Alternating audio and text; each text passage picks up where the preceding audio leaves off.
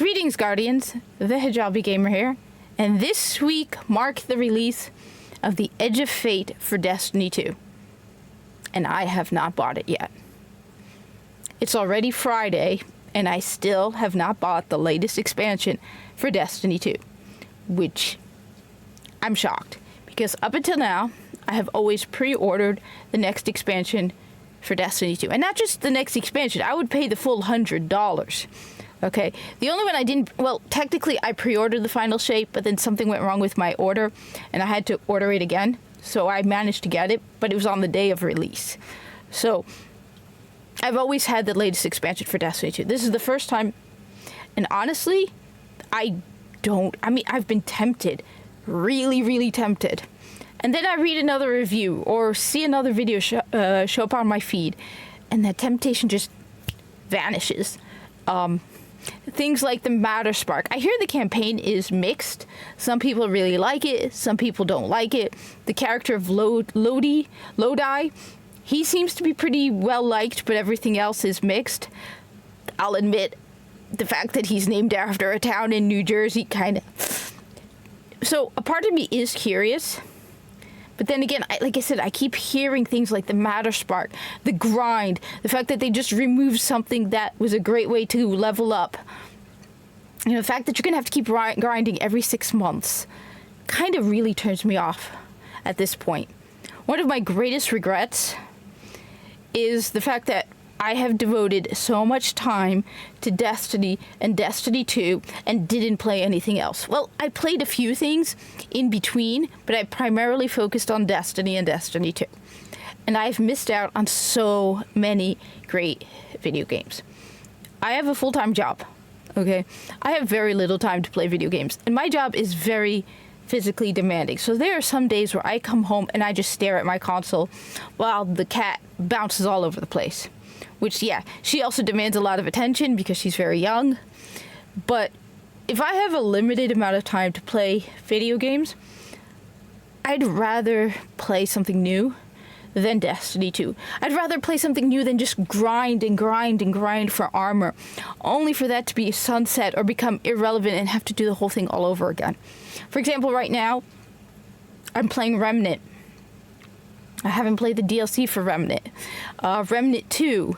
I saw a lore video on YouTube about Expedition 33, and since I have an Xbox and Game Pass, I downloaded that because that looks actually really cool. Wukong Fallen Feathers looks really good. I haven't played Black Myth Wukong yet, or Stellar Blade. I have a massive backlog, and that doesn't include the retro games that I never played because I didn't have most of those old consoles, like, you know, Sega Genesis. So many consoles and so many games. So many of the games on the Nintendo retro games for the Switch, I've always wanted to play. So, when it comes down to it, I'd rather be playing that stuff than Destiny 2. Again, I'm tempted, and then I start playing Remnant, and I'm like, damn, this is so much better. So, no, I haven't bought it yet. But I've seen people making videos falling out of love with Destiny 2. And I thought I'd make my own video because it wasn't an immediate, simple, single thing that turned me from a rabid fan to someone who's actually pretty pissed off and on the verge of just becoming apathetic about the game. There was numerous things that led me to this point. Like, I am right now wearing one of my many Destiny hoodies. I have so many Destiny hoodies. I have Destiny 2 Funko Pops, journals, socks, okay?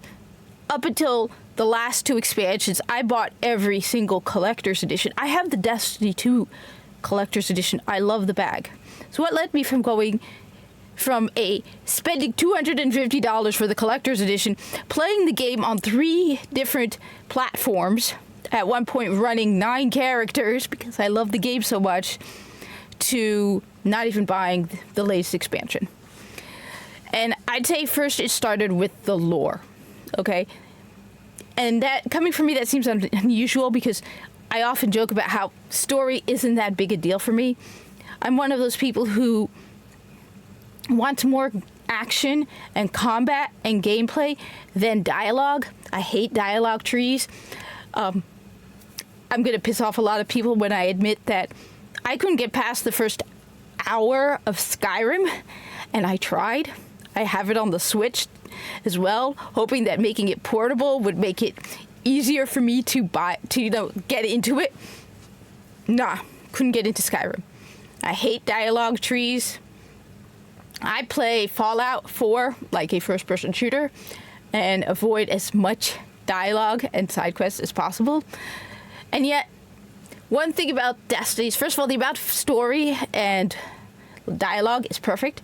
Like Remnant. Remnant also has a great story, but you don't spend 90% of your time dealing with dialogues, or even 50%. I'd say far, far less. There's a good story in Remnant, but you're not spending all your time in story. You're spending the majority of your time in combat. And Destiny is perfect for me, okay?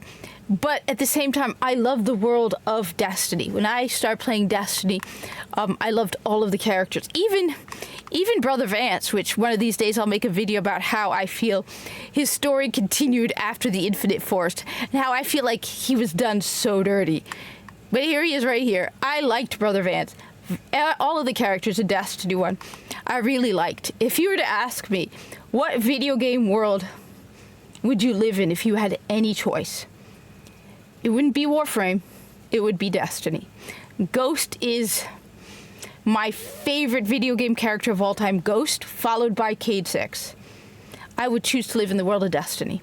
So while I'm no Bife, though I did used to listen to Bife and Mylan Games, and I do have the Grimoires, I'm no that deep in the lore. I still love the sword logic, the Hive, and their history, the Fallen, I love that. It's not as in-depth, but when you start to break the lore in such blatant ways that it make even me go, what the hell are you doing? That really pisses me off. Like, for example, one of the starts of the going downhill for me was Season of the Splicer, which is funny because I actually really liked the gameplay. Those, I can't even remember what they were called, that you would go into and they look like the inside of a computer. I can't remember what they were called, but it was awesome. I actually liked the gameplay for Season of the Splicer. I hated the story. They took the Fallen and they turned them into victims and guardians into oppressors. All I remember, I don't remember the details of it, but there was a cutscene with Saint 14 where they turned him into like a monster against the Fallen. And I was like, excuse me, even I think his YouTube channel, Joker, I think it's Darkside Royalty, mentioned that the Fallen, humanity was forced to witness the Fallen glassing London. Millions of humans have been killed by the Fallen. They've started numerous wars. They have betrayed our trust over and over again. Killed millions. They're scavengers and thieves. Okay? And you want me to think that we are oppressors of the Fallen? And you can tell me, oh, it's just specific. I don't care. Okay? Most of the Guardians, when you come upon Fallen, they start shooting at you. Okay? This whole retcon of the Fallen really pissed me off. Okay? Add the fact that Lakshmi 2, I'm not a big fan of Lakshmi 2, but she is a, OG character. And I know people who really liked Lakshmi 2. And she brings up some valid concerns in Season of the Splicer regarding the Fallen. And they do her so dirty. To the point where I believe it was the last week of the season or the end of the season. I was actually ridiculously excited. Okay, I thought that we were going to get an invasion by the Vex and to the tower, and we were going to get to fight the Vex. It was going to be a whole quest mission. I was so excited. I started live streaming that day at 6 a.m. and it was just another Onslaught mission. I was so disappointed. Add the fact that while I'm doing these Onslaught missions during live stream, at some point someone comments to me and says, you're standing on Lakshmi 2's body. And I was like, wait, what? Yup. I was standing on Lakshmi 2's body. You couldn't even give us a decent cutscene, a real cutscene. None of these penciled in things, a genuine cutscene killing off Lakshmi 2. One of the original OG characters. but you could give us Osiris and Saint 14 drinking tea. Yeah, that really pissed me off. You know, the whole mood just started to drop for me from there. And yes, I'm going to say the W word, woke. That's one of those things that the woke does. They take the enemy and they turn them into an oppressed victim. No one can be evil or bad. They are victims. They are oppressed. That whole thing was just like, okay, that's a sign that things are going to get bad. All right? Just really bothered me. And it just went downhill from there, okay? You know, Osiris and Saint 14, before you start calling me some kind of phobe or ist or whatever the hell you want to call me, all right? Devrim K is gay. And I love that character. Really, really love Devrim K. I had all these jokes about his drinking tea, and I thought one thing they could do with Devrim K is give us a little buff, right? Because he owes me a cup of tea. Come on, Devrim, you've been talking about giving me a cup of tea for years. My idea was he would have a little daily buff, like called Devrim's tea, and you would get it, and if you took it, because at the time it was Europa had just come out, and it would like give you an immunity to that freezing effect from Europa. We call it Devrim's tea. I feel like this poor guy is constantly being just forgotten and neglected. You know, every time we have a mission in the EDZ, I'm thinking, all right, finally Devrim is going to get his moment to shine. Nope. Completely ignored. I would love to know what is his backstory. I just know that he raised Soraya Hawthorne. Cool character. Would love to. So before, like I said, before you start calling me a phobe or an ist, love the guy, okay? On the other hand, what you did with Osiris and Saint 14 really pissed me off. And it wasn't even like you just paired them together when they were never paired together. It was non-stop. The whole mood of the game it was like devoted to the two of them. And it got really, really annoying. And the writing for the two of them is so cliche and cringe. I'm going to say the guy who paired the two of them has probably never been in a relationship in his life. He cannot write relationships. I've never forgotten, it was after the final shape. They had this dialogue on a recording, and it was the two of them talking about how they first met. And it was so poorly written. And just so cliche and so cringe and so god-awful. Like, it made my joke Viso from Warframe and Ikora Ray as a couple actually sound well written. And I made that as cliche and cheesy as possible because that was the whole point. The whole point was things were so unrealistic that, you know, the next thing you know, Viso, the corpus from Warframe, was going to be dating Ikora Ray. Okay? It just... seriously, really bad writing. And you retcon the two characters. Why couldn't you write them the way they were? No. You ruined the two of them. Saint 14 and Osiris, you just completely ruined them. Okay? Really pissed me off. It just... the whole thing feels broken and lacking in the depth. And just the adventure and the feel of heroics. That is Destiny. You know, when you play Destiny 1, at the end of the day, you feel like a hero. It's basically you saving humanity over and over again. No matter how bad things are, you go into these missions like, all right, we gotta kill a god, but we're the Guardian, we're gonna do it. I played Destiny, and after a hard day at work, you come out of it feeling just amazingly awesome and heroic. You play Destiny 2, and it's like watching a soap opera, okay? And then add the fact that how are they telling us the story? Oh, right, through all of those recordings to the point where it's just, please, show, don't tell. And don't get me started on Neomuna. Neomuna, that was really... it shows me that you know nothing about the lore, because if you actually genuinely cared about the lore, you could come up with ways for Neomuna to exist that makes sense. There's this one line when I was doing the campaign for Neomuna that really, really pissed me off.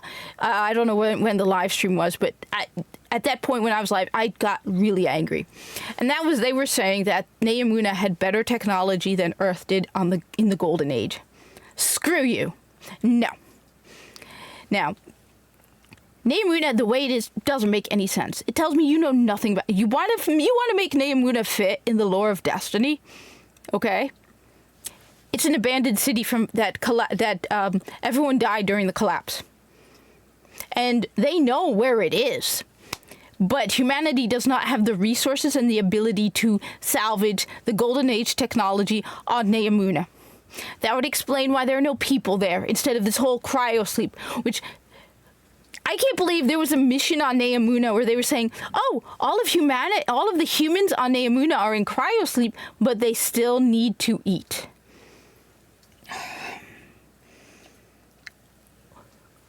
What? Does any of you have a primary care physician and just be like, hey, does this make sense? Because it doesn't.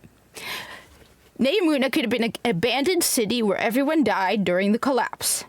Humanity does not have the resources and the ability to salvage the Golden Age technology there. They know it exists. This would explain why everybody's dead. The Cloud Striders was just stupid. Everyone hated the two of them anyway. They were some of the worst characters ever written. They're talking, especially Nimbus, was completely anachronistic. It felt like you had taken people off of Reddit or Blue Sky and had them write the dialogue. Hell, even their armor looks like if you went on Blue Sky or Reddit or Tumblr and said, hey, design Guardian armor. Because it does not fit the world. It fits, you know where it would fit? Warframe. But the dialogue wouldn't even fit in Warframe.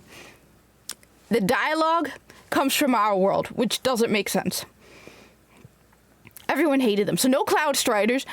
Because the city's empty. And when they use this excuse, that the excuse they used, it sounds like they were just being lazy. On the other hand, if you're like, yeah, it's an abandoned city from the Golden Age, we know about it, and oh no, what is this, Guardian?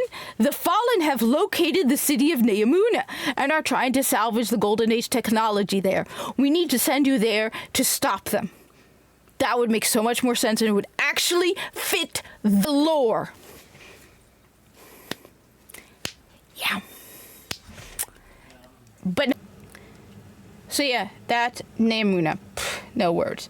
But I mean, even the whole darkness and using the darkness and bringing in that whole thing, while I get where it's coming from, and the idea that your guardian is so powerful they can control the light and the darkness, one of the things about Destiny was the fact that it was the fight against the darkness. And then they added the whole witness, and it just got so...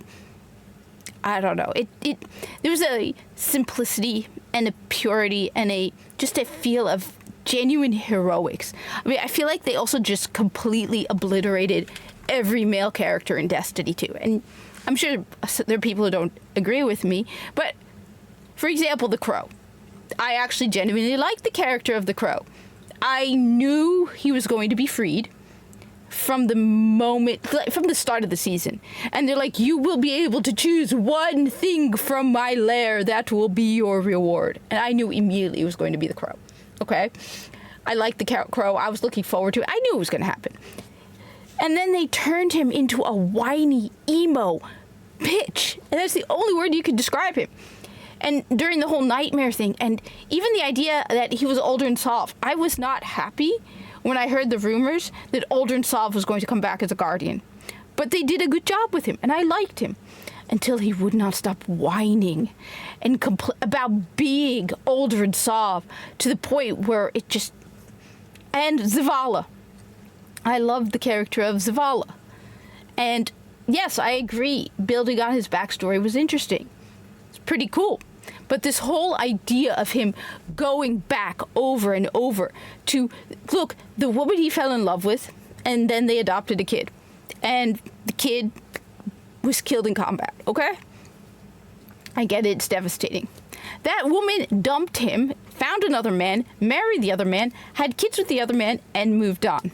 And Zavala apparently was going to her grave and begging for forgiveness, her children's graves, her children's graves. It's like, dude, come on, man.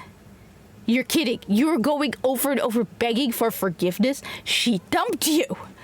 I get it, you feel bad about the kid, but it's getting kind of ridiculous. And the only person who was during that whole nightmare hunt thing who was Kaido, because of course, strong women who need no man. Come on, people.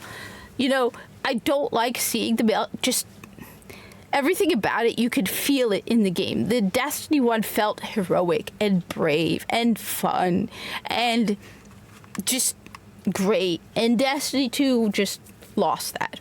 So that was the lore. And how they tell the lore, where they started getting rid of cutscenes and putting in those and where you are going the ship, and oh god, I can't remember what it's called now because it's been a while. That ship, and you're going from one console, listening to a 5-minute dialogue, to another console, to back and forth, listening to dialogue, log dialogues between people, and it's like, show, don't tell. Show me the story. A good writer can show in a very short 5-minute cutscene 2 hours worth of dialogue. It's reached the point where it's like, I'm tired of it. I'm tired of just sitting there listening to people talking back and forth. It's not even like you're involved in the conversation. You're just listening to other people's conversations. So the story sucks, the way they tell the story. So that's the lore. Next, let's look at the gameplay, okay? And this is a little harder, but first off, I will say something good, okay? I won't deny it that Destiny has some of the best gunplay and even movement of any game. First-person shooter, Bungie has got their first-person shooter mechanics down pat. I miss that. I miss being able to be a hunter and jump in the air and turn 360 degrees and land and shoot, okay? Love the gameplay. The guns are cool. There are games with better guns, but they got some cool stuff in Destiny, don't get me wrong. Destiny 2 as well. And I hear they've gotten a lot of better stuff. Things have improved. So, won't deny that. But there's a lack of substance or lack of meaning or just weight or permanence to the state of Destiny 2. And it started with them sunsetting. It started with the seasons, okay? Where it's like you can go back to Destiny 2 and they have removed stuff. And it's like all you're doing is running the same things over and over and over and over and over and over and over and over for the slim chance you'll get those god rolls you want, or those red barrier weapons, or whatever they are, the red border weapons. And I remember going to my post office because I would use and finding so many legendary weapons and just dismantling so much stuff. And it all felt meaningless, worthless, pointless, and it just, to me, the best way to put it is Destiny feels like you took Fortnite and Destiny 1 and you mashed them together. One of the great things about Destiny is just the fact that everything is still there, right? I think it also started not just with the seasonal content, but the fact that they removed paid-for content. I have not forgiven them for that.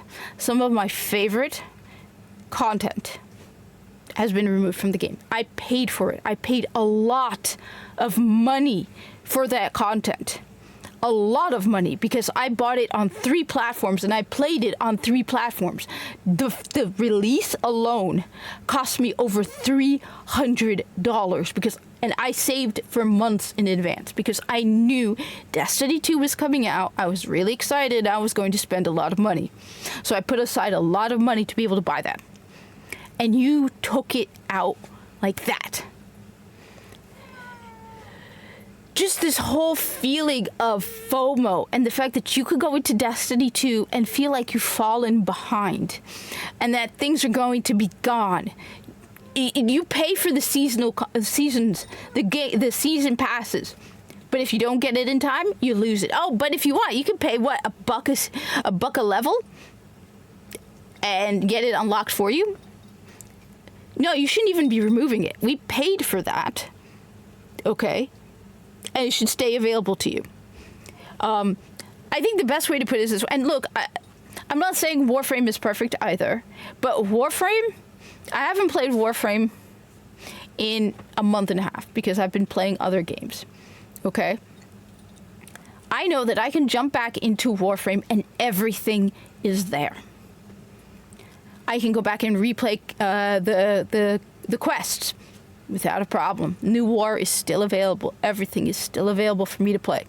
All of the stuff I have earned not only is there, it's usable. Every gun that I have unlocked when I am grinding for something in Warframe, it has a value, okay?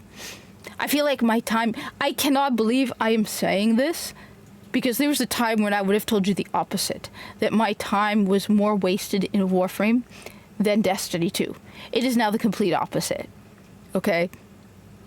I remember running a Warframe with a friend, and we got him a Warframe, a full, like all the pieces for a Warframe in 12 boss runs. Took us half an hour to get him a whole new Warframe. Every Warframe, yeah, look, they're not all top tier, but you can use all of it. And it's still all there. Destiny 2, on the other hand, you go in there and things are gone. They keep changing it out.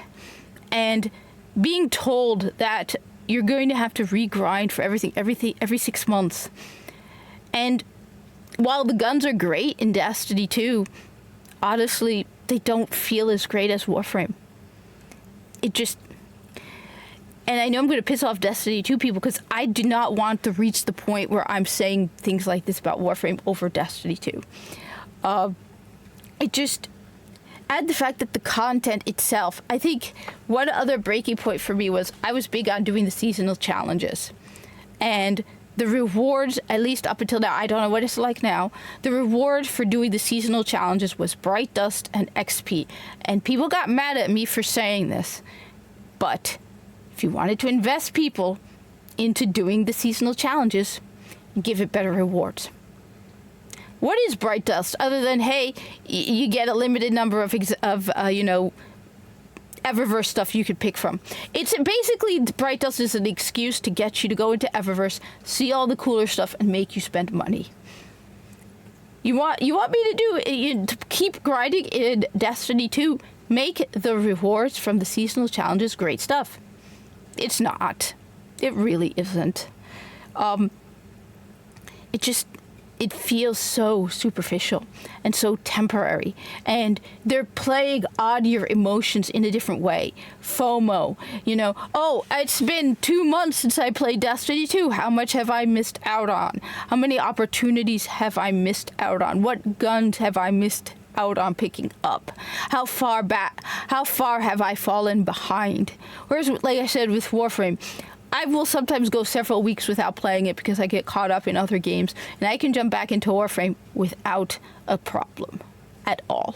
There's a free battle pass in Warframe, and you can still get this, it's really, and when you're even earning the battle pass stuff, it's not the same. It's just great rewards. So and every single activity that the majority, okay, I'm wrong in saying every single, but the majority of the activities in Destiny 2, every season, feels so similar. I saw somebody making a video where they were like, just guess what event this is in Destiny 2. Big boss shows, ad clear, big boss shows up, do damage on big boss, invisibility phase, throw something at boss, kill ads, or find something from ads you kill, throw something at boss, remove invisibility, do more damage on boss. Like, everything feels almost identical. And the thing with, like, the seasonal challenges, you need to do the same thing 50, 60, 100 times. Hundreds of times. For what?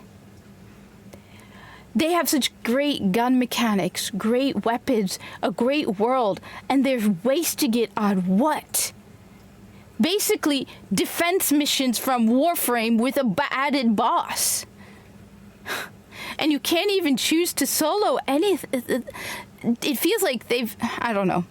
I said the game feels so lacking in purpose and meaning and value. We're like, yeah, tomorrow we'll just change it out and get rid of that and put something new in. That's why I said it feels like Destiny and Fortnite. And next season, yeah, we're going to get rid of that and that and that, and we're going to add in this and this and this, and you're going to have to grind for that and that and that. And oh yeah, you're grinding for the same exact guns that, we sunset them 2 years ago. But don't worry, because I remember arguing with someone in one of my live streams a little while back, and they're like, yeah, but they're bringing back the guns from whatever that they sunset if you do this. Oh, goody! The same exact guns all over again. Yeah, I'm so hyped. No, I'm not. I said, I'd rather play something else. Something that's great. One of the things I have learned is that people who think that Destiny 2 is great, especially now in the state it's in, don't play a lot of video games other than Destiny 2. And I'm not saying this to insult anybody, because that was me. I used to think Destiny 2 and Destiny is still one of my favorite games. I won't deny it. I love Destiny. Original Destiny, I love it. But I used to think Destiny and Destiny 2 were the greatest games ever made. And then I started playing other video games, and I found out just how wrong I was. I also used to think, I know it's not technically an MMO, but I was surprised when I started playing games like Guild Wars 2 and Final Fantasy 14, how much stuff they give you. Even in Warframe, you have for example, the summer event with the super soakers, and the amount of stuff they give you that you could earn in game for free if you just play the game. Whereas with Destiny 2, you look at the Eververse store and $20 armor sets. It's depressing, because some of the best stuff you can't earn anymore. Whereas with Destiny, I'm telling you, I never bought armor in Destiny. At one point a friend of mine was posting on X, and he's like showing off that you can get taken armor in Destiny 2. And it was like, but we've had that in Destiny for years. Original Destiny had full taken armor.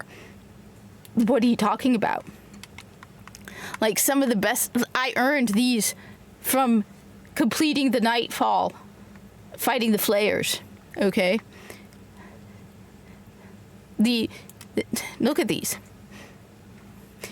There was a time when you can earn the greatest stuff in Destiny. Now, the great stuff in Destiny 2, you're paying $20 a pop for armor. And I get it, okay? Okay, I hear all of these stories about other games as well, where they're spending $20, $30, $40, $50, $60 for cosmetics. Okay, I'm not a big fan of that, all right? I'm more of a gameplay, shooty, action adventure, okay? I will admit I have never bought cosmetics in Destiny 2. And the only emote I ever bought, not with Bright Dust, but with real money, was because Lord Tachimi gave me a super chat for $15 because he had this emote where you're sitting in a throne and I can't remember the Vault of Glass guy. My brain is freezing on his name. Atheon. And you have a little Atheon toy and you knock it down. And he super chatted me $15. And I was like, okay, I will buy it after I cut the live stream because I didn't want my credit card information to show up or anything. Right? And when I went to buy it, I thought Lord Tachimi had made a mistake, because I was like, there's no way you're paying $15 for an emote. I'm like, that's ridiculous. I was shocked to find out that, no, he was right. He gave me the correct amount. It was $15 for an emote. Are you kidding? That's almost a week's supply of cat food. That's several meals for me. That's like, you can buy full games for that price. For an emote. I'm blown away. I mean, at least in Warframe, when you're getting the Prime stuff, if you pay for it, it's still a full Warframe. Okay? You know, it's a full Warframe. Okay? It isn't your emote where your guardian is sitting in a throne and he knocks down Atheon. For $15. $20 armor sets. Okay, you want to get one for each class, it's $60. You're not even unlocking it for all 3 characters. No. Okay, I mean, some of the best stuff I have in original Destiny, I earned in-game. Okay? And, you know, you walk around, right? I don't know where it is, but I have the cloak that I earned from taking down Tanix. And I mean, the one of my favorites are the flare cloaks. Why? Because I soloed that Nightfall. And it wasn't easy. So wearing these are like, yeah, I soloed that Nightfall to get these. They mean a lot to me. But in Destiny 2, I paid $20 for an armor set. And I'm sure there are armor sets you can earn in-game, but I've heard people saying that Bungie has even said that they were worried that if they made the cosmetics too nice, earned in-game, people wouldn't be spending money. And, yeah. So, between the superficiality of what you earn in-game, the FOMO, the seasonal passes that disappear, the story content that disappears, the fact that all the best stuff you can't even earn in-game. I mean, how do you...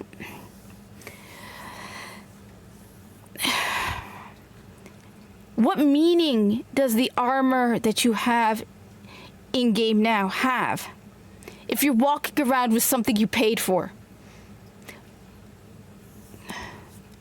You know, what is the point? Let me put it another way, all right? My favorite emblem in Destiny 2, the emblem I use all of the time. I'm not even sure I can log into Destiny 2 right now. And I'm afraid I don't even want to, okay? Because I'll probably get some cutscene even though I don't have the content, okay? My favorite emblem in Destiny 2 is the Lore Master emblem. That's the emblem, okay, that you got for getting Grimoire of over 5,000. Okay. Now, I did cross-save at some point, and that was my PlayStation account. So this is my Xbox account. I didn't reach a Grimoire of 5,000. On my PlayStation account, I did. That was not easy to get. I remember running around, watching YouTube videos, trying to find all the dead ghosts, getting kills with all the different weapon types, okay? Trying to raise my Grimoire score because there was a deadline before if you didn't get all of this stuff done before a certain date, you couldn't get those emblems. That emblem means a lot to me because I earned it and it was difficult to earn. Okay. I know there are emblems that are difficult to earn. That's why the only reason I'm using that example is because with armor, okay, what armor piece means more to you as a guardian? Okay, the solar flare mantle, okay, and the void flare mantle, which you earned soloing a Nightfall, and you walk around, right? You walk around with this armor piece on, right? And you're like, yeah, I did that Nightfall, okay, and I earned this, and I killed those flares, and I did it. Or I spent $20 to buy the Doki Doki armor, or I spent $20 to buy, or whatever it is, I don't know, I think you get it for free if you buy the season pass or something, to get the Star Wars armor. It feels like the game no longer, I guess the game is for casuals. All right? Maybe that's the way to put it. Maybe that's what it is. Maybe the game is now for casuals and the people who have the money instead of the people who care. And the people who actually care are a very small number. Okay? And some of them are still left because they still feel that need to go for it and be at the top. But some of us, like I said, if the best armor is just paid for, okay, what's the point? What's the point where if you work hard to earn a weapon, in a couple months it's no longer going to mean anything, okay? You know, like I said, how many of these weapons, of one of my other favorites, I don't have it with me, okay, might actually be on another one of my characters, but I have Outbreak Prime, okay? You have to do the raid twice for that. I never forgot doing that. I never forgot running with my fire team, having to do the binary code to get it. There's a hand cannon. I can't remember which one it was. It was one of 2 hand cannons, and how hard it was, where you had to get 10 headshots. It feels like it's all about paying money. I don't know. That's just me. The game feels so like I said, the best way to describe the state of Destiny 2 right now is, imagine if you took Destiny and Fortnite and you mashed them together. And it's you know what? Destiny's the one that's going to be remembered the most. Destiny's the one that had the history. Destiny was the first real live service first-person shooter. Destiny's the one that has permanence. You go into Destiny right now, it is Destiny, okay? You go into Destiny 2, I remember the ads running for Destiny 2, okay? The ones where you have Cadence Vala. The best part is when you see people talking about Destiny 2, right? And they're not Destiny 2 players, and they play trailers from the Red War. Destiny 2 doesn't even exist the way it used to. And in a year, it's not going to be the same game anymore. And in another year, if it still exists, it's not going to be the same game anymore. And yeah. Whereas with Warframe, in a year, it's not going to be the same game, but in a different sense. It's going to be a bigger game. And in another year, it's going to be an even bigger game. Whereas Destiny 2, probably going to get smaller. They're going to get rid of more stuff. They're going to get even more stuff. And people don't understand that this is going to lead to more layoffs. And Sony's probably going to take over the studio. And quality is going to go down. And yeah. Those are my thoughts on the whole thing. I said, try to get, you know what? I know this video is going to get me a whole lot of hate. Because there's some people who, that's the other thing Destiny 2 has taught me. And Destiny. And that is, don't let a video game become your identity or your personality. Do not become so insulted and offended. Okay? If somebody criticizes your favorite video game. Because first of all, okay, there isn't a perfect video game. I've complimented Warframe, but I won't deny it's not perfect. I'll, for example, admit that the new player startup, while they are working to make it better, and they've done a lot of things to improve the new player experience, it's not perfect. And yeah, Warframe at times can be a little overwhelming. There's so much to do in the game. If somebody criticizes Warframe, listen to what they have to say. Don't take it personally, okay? It's not you, okay? They're not insulting you. It's the same thing with Destiny 2, okay? Some people treat it like it's a part of their personality, and I get it because I was the same. If I heard people criticizing Destiny 2, I'd get pissed as well. You're talking to one of the few people who liked the game at launch. I liked Destiny 2 at launch. I was one of the few people who did not get involved in the whole boycott Eververse thing because I felt bad for the Bungie employees. Right? I stuck through this game when people were bashing on it. Not as bad as it is now. But I've learned that not every video game is perfect. No video game is perfect. And you only criticize what you genuinely... I care about the game, and I hate the state of the game, and I hate the state it's in. And honestly, I've gone through the cycle of hope, disappointment, hope, disappointment, hope, disappointment. And I'm still at the hope, and then people talk about Edge of Fate, but because I haven't played it, I haven't hit the disappointment, and a part of me's like, you know what? I don't want to go through that again. But I know I'm going to get a lot of hate. I mean, I still get people, it doesn't happen very often, people who get very angry at me for playing Destiny 1, who seem to almost act like because I'm playing Destiny 1 and making Zerv videos for Destiny 1, somehow I am damaging Destiny 2. And it's like I have had people come into my live stream knowing I'm playing Destiny 1 to demand to know why I'm not playing Destiny 2. I've had people make comments on my Zerv videos, stuff like, oh, is it because you're too poor to buy Destiny 2? No, Habibi, at the time it was the Witch Queen and I owned the collector's edition. So no, it isn't that. People get so bad because they act like it's just so much about who they are. And I said at the beginning, I said that I am angry, but I'm bordering on apathy, because the last thing you want is apathy, where you don't care.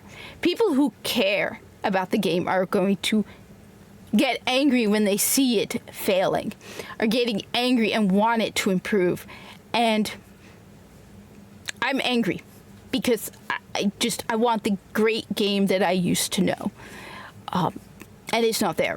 And a part, like I said, you have this cycle of hope, disappointment, and no matter how many times Bungie has disappointed, a part of you can't help but think, maybe this is their Taken King moment all over again. And yet everything that I'm hearing is, yeah, Edge of Fate is definitely not a Taken King moment. Yeah. Maybe I'll wait for it to go on sale. Maybe I don't know. Anyway, hopefully I'm able to splice together these two videos, because there's a cut in the middle. You probably will notice it because it's not going to be done very well. But I got interrupted. Anyway, let me know what you think. Thank you for watching. Oh, and this weekend, after I have a meeting in the morning, I'm going to be playing Destiny 1, because I want to see, let's make Destiny 1 more popular than Destiny 2. Let's see if we could do that, because part of me would love to I love imagining what would be going on at the Bungie offices when they walk in and they go, this can't be right. There are more people playing Destiny 1 than Destiny 2. I even got Grok too. I had a discussion with Grok, and even Grok was like, you know what, there is a possibility if they had just remastered Destiny 1 and brought it to PC, that it would have been more profitable to them than Edge of Fate. Anyway, thank you for watching. Like, comment, subscribe. Let me know what you think. Go easy on me. I get it. And I hope to see you in the tower.